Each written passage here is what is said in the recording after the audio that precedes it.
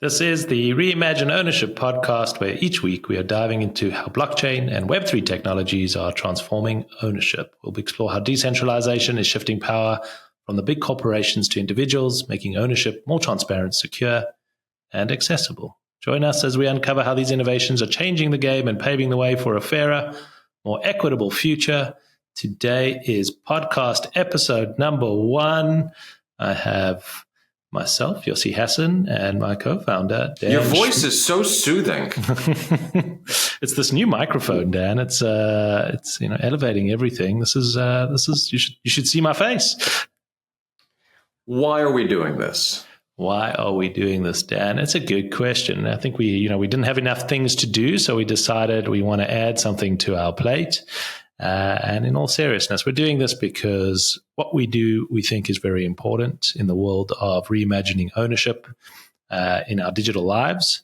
And we've seen how technology has huge impact on society. And we're not happy with the status quo. We're not happy with a few big corporations effectively owning the internet, owning our data, owning our lives. And what we're involved in, me and you at Metaversal, is reimagining that and investing in the technologies, the tools, the creators, the believers that there is a different way for technology to shape society.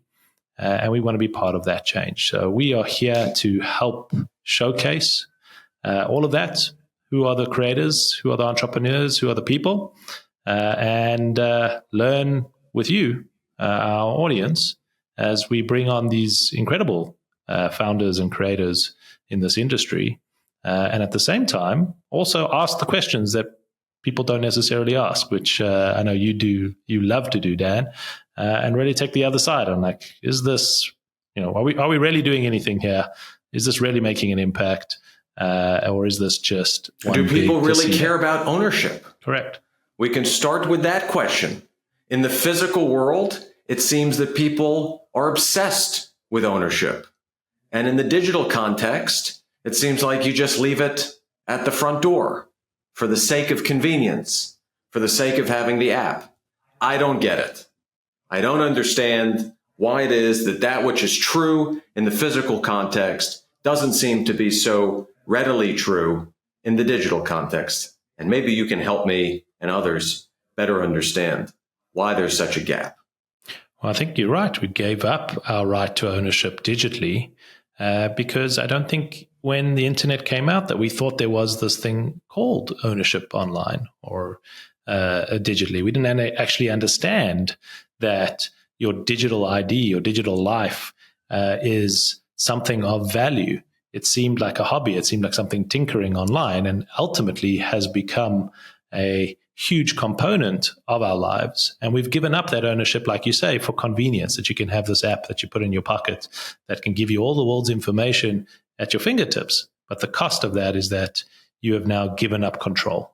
You have given up your authority over that data. You've given up the value that is creating, and you've given that value to these huge organizations, these huge corporations that are generating billions of dollars off your eyeball and off your attention.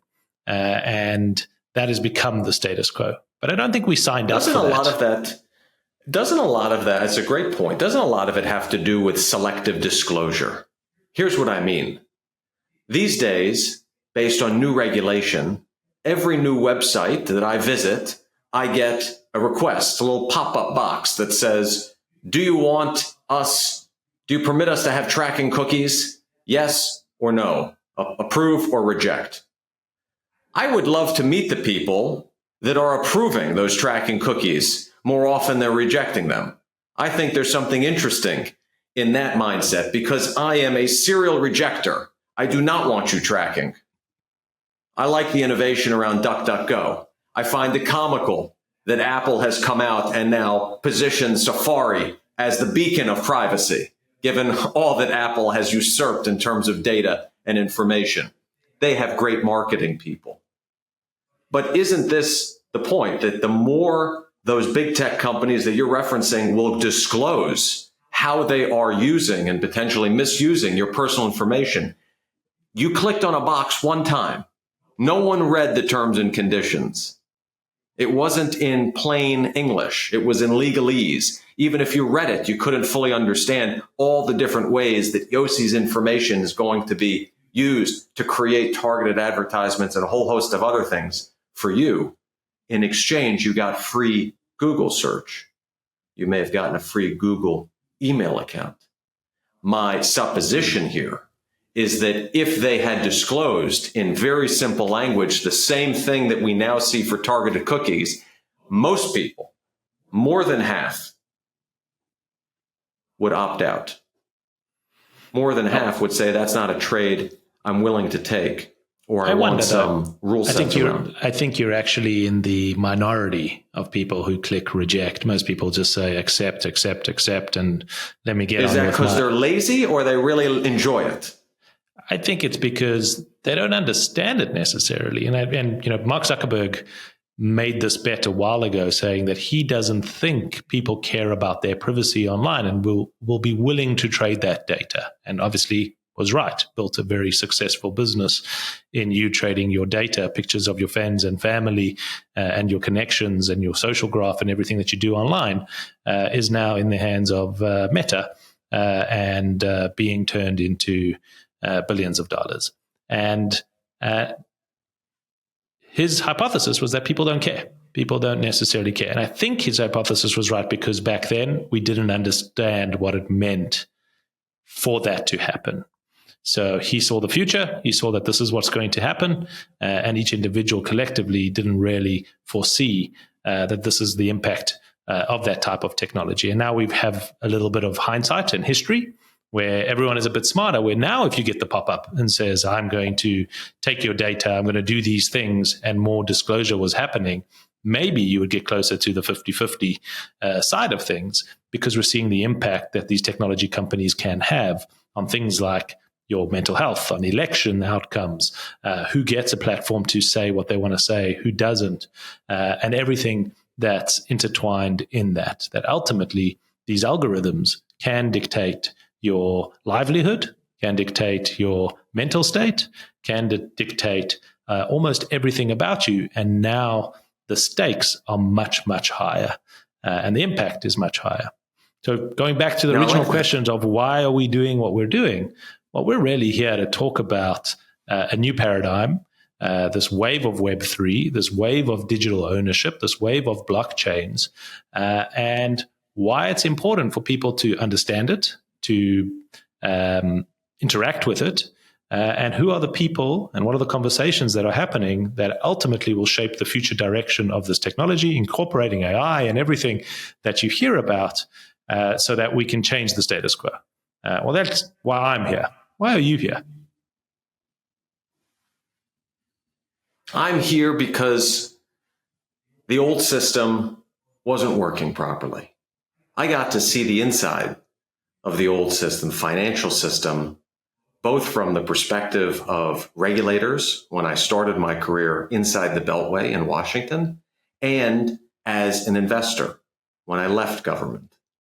And it was clear to me that every industry we studied was filled with unnecessary frictional costs, unnecessary rent-seeking middlemen who had profited by providing very little value add and instead were serving as barriers between consumers and creators. You could call me a consumer vigilante, whatever you wish. But the bottom line is the existing system didn't make sense because we were evolving far faster than regulations and industries were keeping up. I'll give you one tangible example, and I want to touch on the point you made about maybe people don't care, maybe people value convenience over all else, or maybe people just don't know. When I worked in government, I was operating at the intersection of economic policy and national security policy. And through some of my work, it became very clear the type of means that the government had to collect vast amounts of information, both about domestic individuals and foreign adversaries. I became highly attuned to the fact that everything that we do, from your cell phone, back then it was BlackBerries, to your online presence, is leaving a digital footprint. And it may not be a footprint that you like. And so I agree with your point about hindsight being 2020, because I'm certain there's a lot of people who have applied for jobs in the last decade. And those human resource managers who do the vetting start with a check of social media. And there's plenty of people that didn't get the jobs that they wanted because of something untoward on their social media site. So even if they hadn't thought about it or chose convenience and said, as you point out, Zuckerberg's going to be right, I made a habit of never leaving a footprint on Facebook, of never having a presence on Instagram. Meta doesn't have anything meaningful on me, at least not that I'm aware of. So how did we end up here? Because your life is filled with a series of different events that inform how the economy should operate and what we're passionate about. When I moved to London after college, I was going to grad school. I was also working part-time for a member of parliament. Very exciting. 2003. London was amazing. But I couldn't rent an apartment. When I went to rent an apartment, they said, "We're very happy to have you. You seem like a nice fella. You look presentable. You just need to have a local bank account and we'll be able to complete the paperwork." Great. So I went to a local bank, HSBC, nice logo. And they said, "We're very happy to open an account for you. You look like a nice fellow, very presentable. You just need to have a local address." And therein lies the catch-22. You begin to pull your hair out. Why is this so difficult? I have addresses in the United States. I have passports and driver's licenses and any of the documentation one would want. You let me into the country. Now you just won't want me to stay in the country. Well, you have an institution in London that's accepted me to study for the year. Those are all small examples of the bifurcation in these systems, where that which may be true in one country, in this case, the United States, we're privileged. You carry a United States passport, just about everyone opens your doors. But we know that's not true for everyone in the world. That wasn't true for you, was it? Wasn't true for me. Well, the United States opened the doors once I got a visa, but similar experience. And I think anyone who's moved countries will have a similar experience where once you cross the border, you're invisible. Anything you've done in your previous country becomes invisible in the new country. Once I landed into New York City, it didn't matter what education I had, what degree I had, what I'd built and accomplished in a company, what was in my bank account. It was all invisible to the US system because the systems are different, outdated, and the same experience. Couldn't rent an apartment, had to pay. Did you have a FICO score? Didn't have a FICO score, couldn't get any credit, couldn't open a bank account. All of that, the system was closed to me as an individual. But what I did have was Bitcoin, and I could use my Bitcoin because Bitcoin transcends borders. It's one system globally. And I think that's what we're talking about here, about how we reimagine ownership and the technology and everything that can be done, is that we have these new systems, we have new technology, we have new ways of thinking about the world, and the technology needs to catch up, and society needs to catch up, and culture needs to catch up. And that is a lot about what we will cover in the coming shows, about those three intersections: technology, society, and culture. How do they intersect? How are they going to be impacted? And how can we rethink about the way that we do things to make the world ultimately more egalitarian, fairer? The status quo isn't working for the majority of the world and majority of the population. Owning a home today, we spoke about it in the beginning, physical ownership, owning a home today is unachievable, unattainable for the majority of the world today. And that trend seems to be accelerating, not slowing down. And at the same time, People are really trying to find ways to connect and to find community and to leverage this technology to help solve some of these problems. And we think there is a pathway here in the world of Web3, and that's what we're excited to talk about. One thing that you said, which was most scary for our listeners, is probably that when you started out, you were using a BlackBerry, so revealing your age. But with that comes some wisdom, and we've seen a lot of trends and changes in the world of technology, and hopefully can be your guides, your Sherpas, into navigating that for yourselves and understanding this world of blockchain, AI, Web3, NFTs, the metaverse, and the intersection of all of that, and why it's important for you in how you prepare yourself for the future. I think at the end of the day, everything comes back to ownership.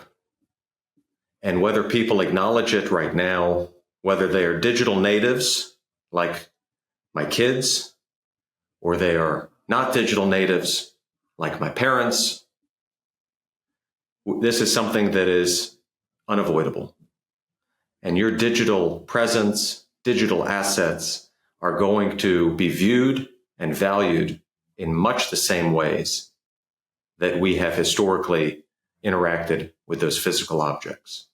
I see it firsthand when my kids are playing games, and billions of people are involved in gaming.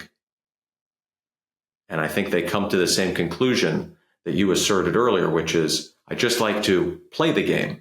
I buy items for the game, swords, shields, outfits, all those in-game assets, but they leave them there.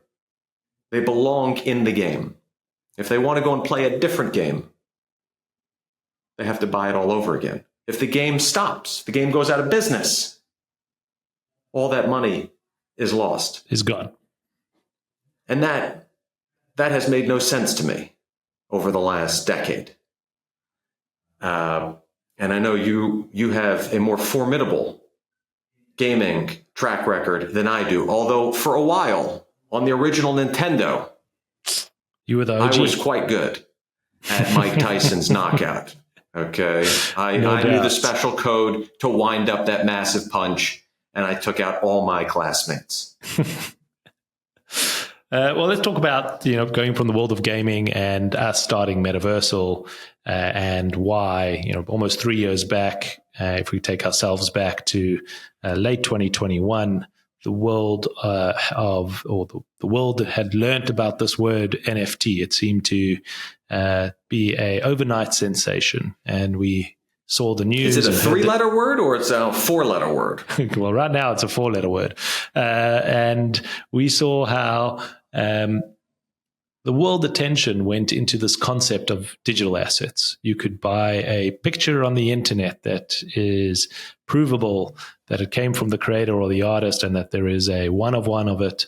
And this idea seemed to take hold, and you had hundreds of thousands of dollars, millions of dollars being put behind some of these JPEGs, and half the world saying this is crazy, this is just a Ponzi scheme, and the other half of the world saying this is the future, this is going to reshape how technology shapes our lives. And for the first time, you have this digital provable scarcity digitally that unlocks all of these new ways to think about the technology. And we've been 3 years through that journey. We've seen the highs and lows. Today's NFTs, most NFTs are not trading at those types of numbers. There's still a very healthy, active marketplace of tens of millions of dollars being traded daily, but the kind of $1 million sales are becoming fewer and further apart. And for the rest of the world, maybe that half that thought this was a scam, they're looking at and saying, you see, I was right. This is only a scam. Half? Only half thought it's a scam? Maybe now 60, 70% of the world saying, this is not something that is of interest. This is a flash in the pan. It was because of COVID and everyone was bored. And then there is a percentage, maybe a smaller percentage. That reminds me of the New York Post article in 2000, which said the internet is a passing fad. Yes. And how right they were. I start every morning reading the New York Post, and it's kind of like inverse Kramer. Okay. So much of what's in the post you take for entertainment value. There's a small smidge that's factual, and then there's the embellishment, which is for our collective enjoyment. Yeah, I don't remember the executive, but there's the famous line of one of the IBM executives saying, there wouldn't be a need for more than 7 computers in the world. And how wrong was he in that equation? So obviously we're on the view of NFTs is a game-changing technology, and the market price of these assets isn't an indicator of the impact it is having and the change that is coming. But we're going to use this platform as an opportunity, not just to hear people who think like us and who are the believers, but also to bring in other people who are maybe skeptical, maybe have some challenges about what is happening in this world of Web3. Where are the users? Where is the growth coming from? And how are these technologies ultimately making a difference in people's lives and bringing the full spectrum of conversations here and bringing them to you? We have that access through the 3 years that we've been building this business and the stories that we have and the technologies that have been built and the things that we've done as Metaversal, investing in this space, some that have worked out beautifully and some that have unfortunately not played out the way that we had hoped, and ultimately help you see failed miserably. You could say that. There are some that have failed miserably. Painfully miserably. But be part of that conversation and also reveal what worked and what hasn't worked and help shaping this. We think over the next 10 years, this is a transformational technology that will change the way we interact. It is. It's not a think. It is a transformational technology. Yeah. Maybe there's a PR problem. I want to dig into that with you. Why are we even talking about NFTs? Let's just talk about the solution. Who talks about MP3s? When you talk about music, I don't hear you talk about the delivery mechanism or the underlying technology. That's something no one cares about. So maybe it's shame on us, shame on all the developers and engineers that have gotten a microphone to talk about the technology that's being built, and instead that tech should be abstracted away, and we should just focus on the experience. Maybe do you think that should apply to AI? Everyone's talking about AI. Why should we be talking about not AI? Is it the same thing? I think in a handful of years, you're probably right. We won't be talking about the revelation that it is AI. It's just going to be, I have an assistant that sits on my shoulder. I always wanted a little parakeet. You can pet it, but it's not really there, and always seems to have the right answer. Yeah, I think that's a valid point. When I think of my pathway in technology, I started in the Linux and open source world. And at that point in time, this idea of the cloud was starting to form. Everything was on-premise before that. And this notion that this cloud is going to be the savior of all technology. And today we don't talk about the cloud. We just talk about accessing software. Mobile phones came onto the scene, and everything was an app. That was the kind of predominant focal point. And now that is also not how we talk about it. This is how we interact with our phone as a fully fledged computer. So I do think you're right that over time, the word NFT becomes just part and parcel of how we think about our ownership online, our identity online, our systems online, and all of that technology gets removed out into the background, and it becomes just like magic. This is how it works. This is what we expect it to work.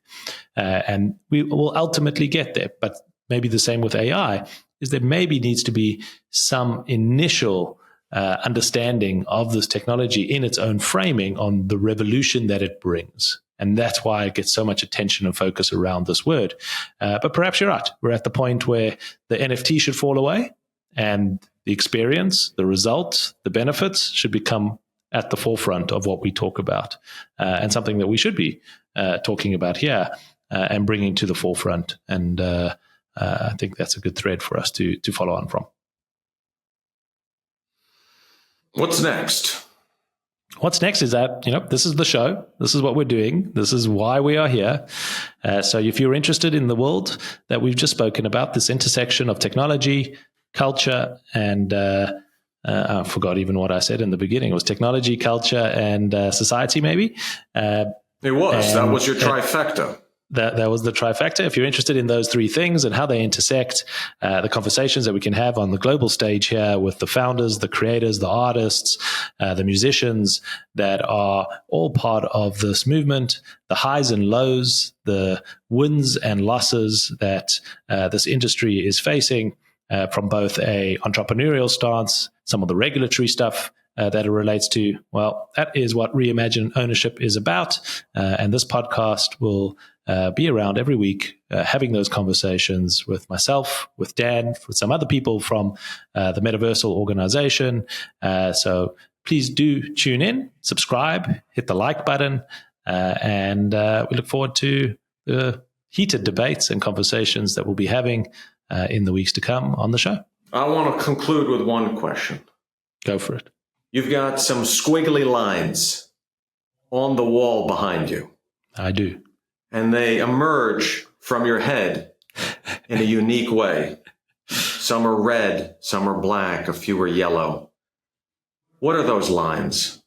Why is that hanging on the wall? Why is that hanging on the wall? Great question. So this is a generative art piece by a very acclaimed generative artist in our industry named Tyler Hobbs. It is one of 1,000 that was produced through an algorithm that produced a series of different unique, each one unique but random. And that collection is called the Fidenzas or Fidenza collection. And this is one that we own as Metaversal that is represented above me. But in the world of generative art, Fidenzas are kind of one of the standout or the OGs in the space. And we have a business, Lorandom, Jan Kopens, who is one of the thought leaders in the generative art space. And one of the conversations that we'll be bringing on, what is this idea of generative art? Why is it such a shift in the art world and the impact that it has had, and why we think that generative art as a category will be as big, if not bigger, than pop art is today. So a great question. But this is a show about digital ownership and digital assets. And here you have a fancy physical artwork on the wall. My brother is already going to be confused, and we haven't even gotten to the second episode. Are you to tell us that this is not a zero-sum game? That we believe there is a continuum that will expand physical and digital. You don't have to pick one or the other. You can appreciate both, and that both will ultimately have meaning and value. Well, you're going to have to stay tuned to the second episode to get an answer to that question. And for us maybe now I'll come back and reveal that. But all great questions.